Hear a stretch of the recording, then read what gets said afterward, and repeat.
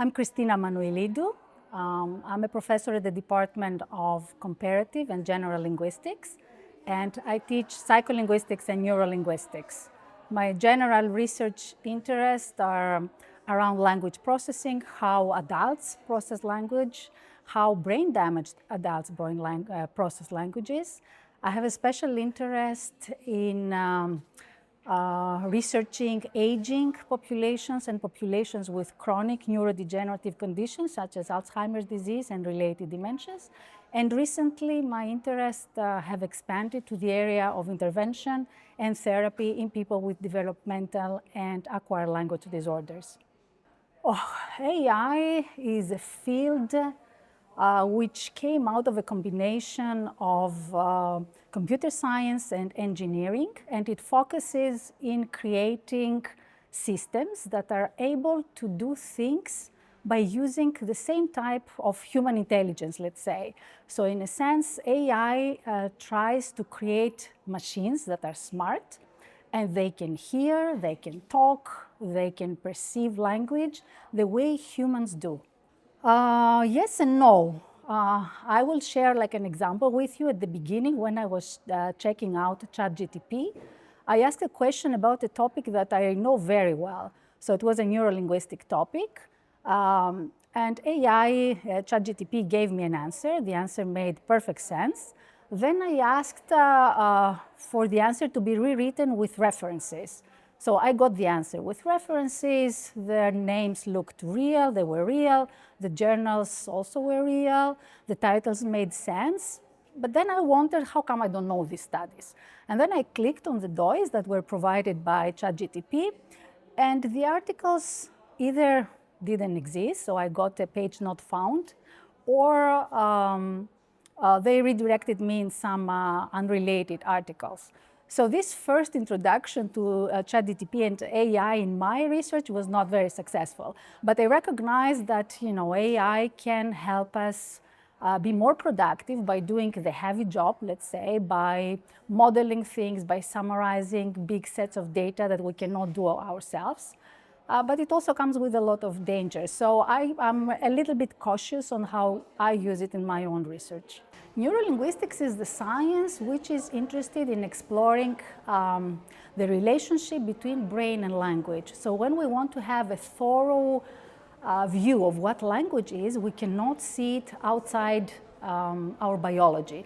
So neurolinguistics tries to see how language is represented in the brain, what brain areas collaborate in order to process language when we speak, when we understand language.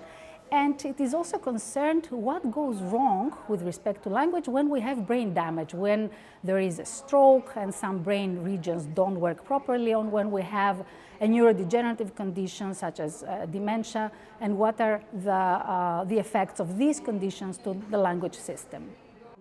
Our language, I don't think so. This I have a very firm opinion about it. AI cannot change our language because language is something that is very human. It's something that comes from us because we have the brain we have, because we have the cognitive system we have, and AI cannot interfere in the way we use language.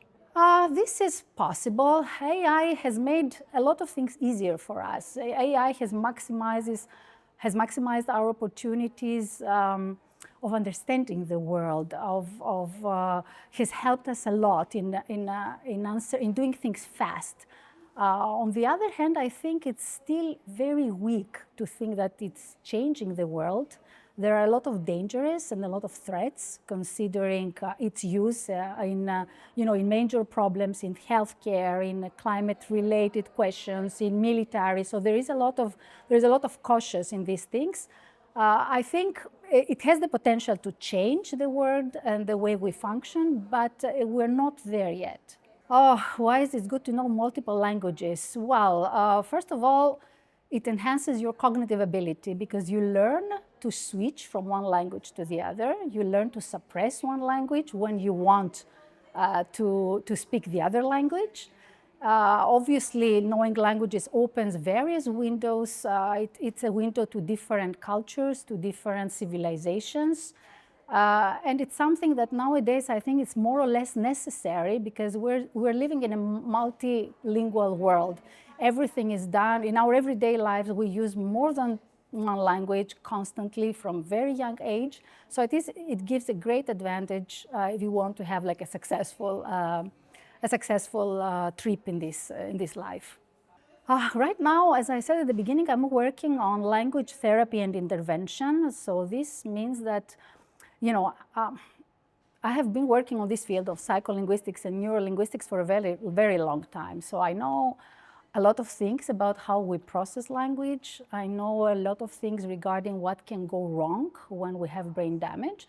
And now I think it's time for me to bring this knowledge together and see how we can combine these things for something more practical. So my current interest is how we can use neurolinguistic findings in order to inform assessment tools for people with cognitive decline when it comes to assessing their language abilities, how to help these people overcome their language problems, how to help children with dyslexia overcome their reading and learning difficulties. And by doing that, I use behavioral techniques, so training various linguistic domains that are supposed to be problematic, either in adults with language disorders or in children.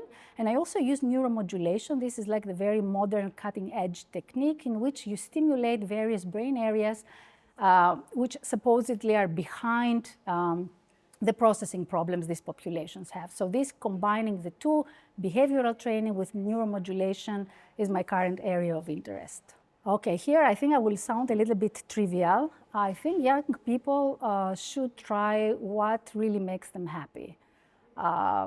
They shouldn't go for something that's trendy or fancy or something that guarantees a profitable job. I'm not saying that a profitable job is not a good thing. It is, but it is very important to feel yourself in studying what you study, something that triggers your critical thinking, something that tickles your brain, something that pushes you forward as an individual.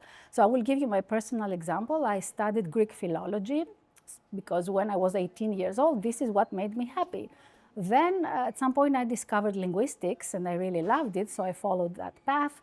Then I moved to psycholinguistics, then to neurolinguistics, and now I do brain research. I work with people with dementia and I try to help them overcome their language problems. So this path was not planned at all. It just happened naturally because I let myself follow my flow of thinking, follow my heart in what I wanted to study. And I think ultimately what brings happiness in somebody's life and success in their work environment is that they have to feel good about what they're doing. And I think young people should study something that they would also choose to do for fun as well. Why studying in Slovenia and EU? This is a very interesting question. I came to Slovenia for completely different reasons that work-related, but I must admit that I found a home, a work-related home as well. So I think Slovenian academia gives a lot of chances. It gives a lot of chances. The human resources, the human dynamic is really good. Slovenia doesn't lag behind other European countries. And of course, it gives the advantage that, being a student at a Slovenian university, immediately you have open access to other European universities through Erasmus programs. There are a lot of exchange programs. There are a lot of common research grants that enable students also to have research experience. So it's not a bad choice at all. I think it had a very big impact on me. My personal journey, I moved a lot in my life. I studied in Greece, and then I moved to France. Then I moved to Canada, then to England, and back to Greece, and now I'm in Slovenia. So I think this was a great thing for me because it allowed me to, first of all, to be open-minded, to experience new things, to see how different academic environments work in different situations, to have a lot of options in my mind. If something, for example, doesn't work for one reason, I think how the same thing used to work somewhere else, and to bring knowledge from all these places to where I'm currently. So I think it was a great advantage, and I'm really happy I had this chance to do it. What is the greatest challenge of today? We live, I think, in very dark times. I don't want to to sound pessimistic, but I think a great challenge is to keep our human nature, to function as humans, to understand each other, to show compassion, to keep our love for learning, despite, everything is falling apart around us. But we should have a positive attitude, and we should love each other. We should have faith in science and go for it.